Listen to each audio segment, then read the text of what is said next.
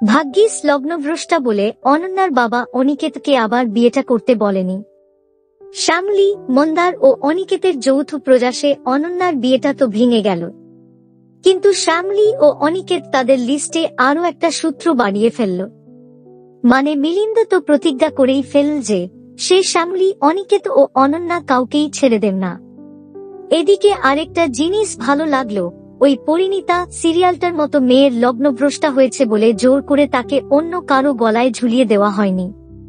কিন্তু অবস্থা দেখে মনে হচ্ছে আরও একটা নতুন লাভ স্টোরি বা ওয়ান সাইডেড লাভ স্টোরি শুরু হলো বলে।